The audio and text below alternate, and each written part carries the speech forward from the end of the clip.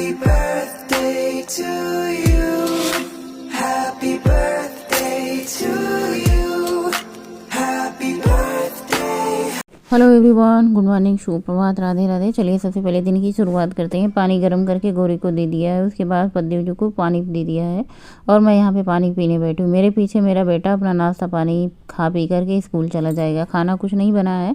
घर का माहौल एकदम से मतलब क्या ही बताऊँ, मतलब समझ नहीं आ रहा है कैसे शब्दों में बताऊँ, दुख बताऊँ, सुख बताऊँ, क्या बताऊँ। बस ये बता रही हूँ कि गौरी की तबीयत ठीक नहीं है, जिसकी वजह से पूरा घर इधर से उधर हो रखा है, खास करके हमारी और पांडे जी की।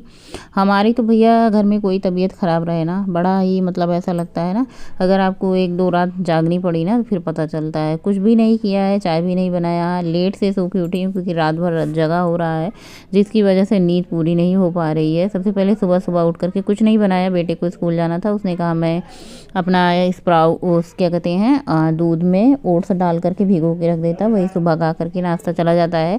पेपर चल रहा है तो जल्दी ही छुट्टी हो जाएगी। और सबसे पहले पानी गुनगुना करके पिया, गौरी को दिया, पद्देव जी को दिया। और गौरी को बुखार है जो कि छोड़ नहीं रहा है। हाँ, आप लोग कहेंगे टेस्ट करवा लीजिए, तो टेस्ट वगैरह हो चुका है, दवा चल रही है।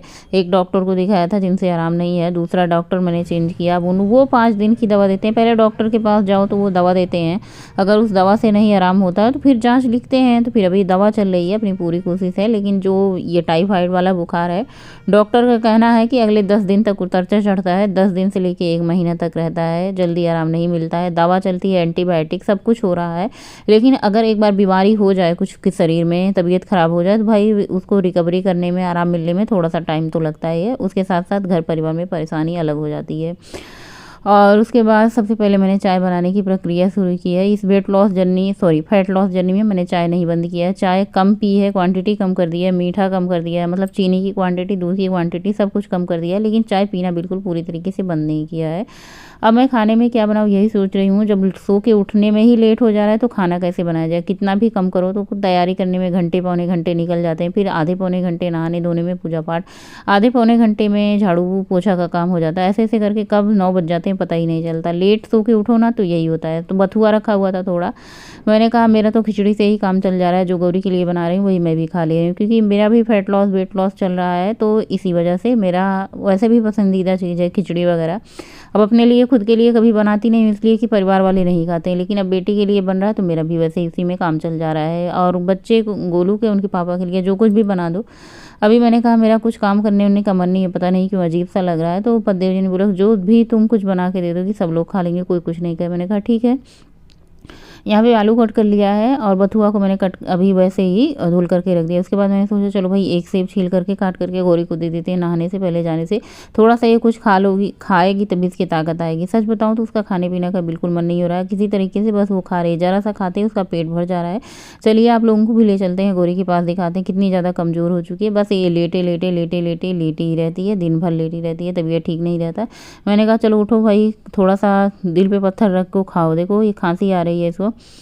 और पहले से ये खाने पीने में बाहर की चीज़ें, ये जो बीमारी हुई है ना, ये सब अब क्या ही बताएं, मतलब क्या हुई है क्या नहीं, बस हो गई। चलो ये सब छोड़ो, अब इसे रिकवरी करने में, ठीक होने में टाइम लगेगा। इनको सेब खाने को दे करके मैं फटाफट से स्नान करने को चली जाती हूँ। स्नान करके पूजा पाठ करना भी बहुत ज़रूरी हो जाता है। जैसे घर में किसी की तबीयत ख़राब हो, लेकिन रोज़ डेली वाले काम तो रहते ही रहते हैं जो होने चाहिए। कभी कभी मैं सोचती हूँ बच्चों को क्यों ही तकलीफ देते हैं। बड़ों को हो ना तो बड़े थोड़े से बर्दाश्त भी कर लेते हैं, खाने पीने में भी उनको दे दूँ, नहीं मन रहा था तब भी ज़बरदस्ती खा लेते हैं। बच्चे तो बस अपनी आगे किसी की सुनते नहीं हैं।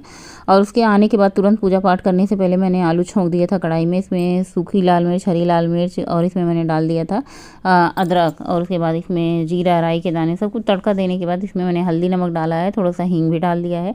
आलू को खूब अच्छे से फ्राई होने देते हैं। हल्दी नमक डालने के बाद, नमक डालने के बाद क्या होता है, आलू गलना स्टार्ट हो जाता है। अभी देखिए स्नान करके आए हैं, जूड़ा भी नहीं खोला है और बस फटाफट से किचन में लग गए, क्योंकि ये होता है ना 2 रोटी पद्देव जी खा के जाएंगे तो सही रहेगा। उनका भी दिमाग टेंशन में लगा हुआ है गौरू को दिखाने जाने को। आज फिर से गौरी को दिखाने जाना है दोबारा, फिर से लेकर के। तो ज़्यादा दिन की दवा नहीं देते, 3 दिन की दवा देते हैं, उसके बाद दिखाना होता है। तो यहाँ पे मैंने बस साग, वही जो बथुआ था उसे काट करके इसमें छोड़ दिया। सच बताऊँ ना तो बहुत स्वादिष्ट साग बना था, मैंने भी साग को खाया था, बहुत अच्छा लगा था। और आज वैसे मेरी कॉलोनी में जो नित्या है ना हमारी जो कॉलोनी में है, उनकी नतिनी का बर्थडे है, उसमें भी जाना है। तो मैंने कहा क्या ही ज़्यादा कुछ बनाऊँ, वैसे भी दोपहर हो ही चुका है, चलो थोड़ा सा सब्जी रोटी बना लेते हैं। गोलू भी अभी स्कूल से आता ही होगा, वो सबसे पहले पूछेगा मम्मी आज खाने में क्या बनाए। बच्चे तो बच्चे होते हैं, बच्चों को कहाँ पता होता है। और फिर ये सब्जी रोटी बनाने के बाद गौरी के लिए देते हैं, गौरी के लिए दाल बनाना है, खिचड़ी बनाना है, उससे पूछ के बनाएंगे, ताकि ये रहे ना कि जो उसे खाना है, जो उसे पसंद है वही बनाते हैं। दही मैंने जमा दिया था, थोड़ा सा काला नमक, हरी मिर्ची, दही के साथ थोड़ा सा साग, साग बहुत अच्छा कभी कोई मुझे नई चीज़ बनानी होती है ना, तो मैं फटाफट से यूट्यूब पे देखती हूँ। तो मैंने कहा चलो भाई देखते हैं, बथुआ और आलू का कोई रेसिपी होगा। तो ये रेसिपी मैंने देख करके यूट्यूब से ही बनाई थी, सच में स्वादिष्ट बनी थी। इसमें डबल तड़का भी लगाने को बताया था, लेकिन अब वही बात है ना, मेरे घर में बहुत ज़्यादा ऑयली नहीं खाया जाता है, तो इसलिए मैंने डबल तड़का नहीं लगाया है। उसके बाद यहाँ पे खिचड़ी बनाने की तैयारी हो रही है बिटिया के लिए और मेरे लिए। तो यहाँ पे 2 मिट्ठी चावल, 2 मिट्ठी मैंने मूँग की दाल ली है, वही प्याज, टमाटर, अदरक, लहसुन ये सब लिया है, धनिया की पत्ती कट कर लिया, आधा प्याज, एक छोटी साइज़ का टमाटर डाला है, अदरक और थोड़ा सा लहसुन और एक हरी मिर्ची मैंने कूट करके डाल दिया। इससे क्या होता है, स्वाद आ जाता है, बहुत स्वादिष्ट लगती है खिचड़ी। ऐसा नहीं लगता वेट लॉस के लिए बना रहे हैं या बीमार के लिए बना रहे हैं, बिल्कुल इसमें मसाला नहीं रहेगा, तेल नहीं रहेगा, बाकी सब कुछ गौरी खा सकती है। हालांकि अभी उसे कोई टेस्ट नहीं आ रहा है, मतलब उसको ना हर बार ऐसा हो जाता है, कभी ना कभी उसको ऐसी बड़ी बीमारी लग जाती है, उसी को लगती है, क्योंकि उसके भाई बहुत ज़्यादा बाहर की चीज़ें खाने पीने की शौकीन है, जंक फूड वगैरह, तो ऐसा होता है। अब भाई मेरे घर में सबका कंट्रोल रहता है, उसका नहीं कंट्रोल हो। तो बच्चे हैं, धीरे धीरे सुधर जाएंगे, बड़े हो जाएंगे, आदत छूट जाएगी, उसके बाद घर में सारे बर्तन इकट्ठा हो जाते हैं। जैसा कि मैंने आप लोगों को बताया है ना कि मुझे पता नहीं क्यों साफ़ सफाई क्या मुझे एक कीड़ा होता है ना, कि मुझे मतलब गंदगी पसंद नहीं होती। ये जरा से बर्तन होते हैं सिंक में, मैं फटाफट से धुल लेती हूँ। बर्तन धुला, उसके बाद सब लोग खा पी चुके हैं, मतलब पद्देव जी खा के ऑफिस चलेंगे, गोलू तो स्कूल गया, जब स्कूल से आएगा तब खाया। गौरी के लिए मैंने खिचड़ी बना दी है, तो उसे खिचड़ी दे देते हैं। सबसे पहले चम्मच लगा करके थोड़ा सा ही खिचड़ी दिया है, इतनी सी ही खिचड़ी उससे नहीं खाई जाती। उसके बाद उसने बोला कि माता श्री पापड़ दे, जरा सा दे दो। मैंने कहा ठीक है दे देते हैं सेक करके। ये रोस्टेड पापड़ है, कोई तेल मसाला नहीं है इसमें। काली मिर्च तो है थोड़ी सी, लेकिन कोई दिक्कत वाली बात नहीं है, काली मिर्च फ़ायदेमंद ही होती है, थोड़ी सी गर्म करेगी। काली मिर्च से कीटाणु बैक्टीरिया सब मर जाएंगे। उसके बाद अपनी थाली लगा ली। देखिए थाली देखने में कितनी ज़्यादा टिमटिम लग रही है, कुछ भी नहीं है, सिंपल है, सादा है। एक बाउल भर के हमने खिचड़ी ली है, थोड़ा सा साग ले लिया, बथुआ का साग टेस्ट करने के लिए लिया था कि देखते हैं कैसा है। उसके बाद दही ले लिया है और थोड़ा सा रोस्टेड पापड़ ले लिया। उसके बाद मुझे जैसा कि आप लोगों को बताया था कॉलोनी में बर्थडे था, उसमें जाना था, क्योंकि उनके यहाँ पूजा थी। तो मैंने कहा चलो भाई इसी टाइम पे हम साड़ी पहन लेते हैं। ये वाली साड़ी बहुत अच्छी लगती है, लेकिन ये थोड़ा सा अनकम्फर्टेबल लगता है, इसका ब्लाउज वगैरह थोड़ा सा मोटा ज़्यादा है। ठंडी में तो अच्छा लगता है। तो मैंने बहुत दिन बाद साड़ी पहनी, तो मैंने कहा चलो भाई कैमरा में देखते हैं अपने हाथ वाथ पतले हुए हैं कि नहीं। मुझे खुद को देख के ऐसा नहीं लगता, कितना भी वजन मेरा कम हो जाए, लेकिन मैं पेट वगैरह से तो स्लिम रखती हूँ ना, मेरे हाथ पता नहीं कब पतले होंगे। पतले हाथ का सपना लिए लगता है कि इस जन्म में तो नहीं ही पतले होंगे, क्योंकि इतना ज़्यादा वजन बढ़ जाता है भाई साहब ना, कम करना मुश्किल होता है। तो मैं निकल चुकी हूँ कॉलोनी में, चलूँगी वहाँ पे, देखती हूँ पूजा पाठ के लिए बहुत भीड़ होगी, तो मैं वीडियो नहीं बनाऊंगी बहुत ज़्यादा, क्योंकि आप लोगों को पता है कि जब मेरे घर में कोई आ जाता है तब मैं वीडियो बनाना बंद कर देती हूँ, और जब मैं किसी के घर में जाती हूँ तब भी वीडियो बनाने का काम नहीं करती हूँ। बस मेरा वीडियो व्लॉग तभी बनता है जब मेरा रूटीन में होता है। उसके बाद वहाँ से बहुत सारा फ्रूट वगैरह मिला था, केला, वो सब मैंने छील करके बच्चों को दिया खाने के लिए। पपीता आया था लेकिन ये खाने को कोई तैयार नहीं, मैंने ज़बरदस्ती काटा। पद्देव जी आए थे, उनको तो चाय पीने का शौक है। अब चाय पीने के बाद क्या ही फ्रूट खाना है, सारा सत्यानाश हो जाता है। आधी कप कुचड़ी चाय क्या पीते हैं, उसके बाद फिर कुछ खाने पीने को मिलता नहीं। तो बस मैंने कहा आज चाय तो नहीं है बनेंगे, चाहे घर में कलह जरूर हो जाए। इस चाय के चक्कर में सुबह और शाम मेरा सारा रूटीन सत्यानाश हो जाता है, डाइट सत्यानाश हो जाती है।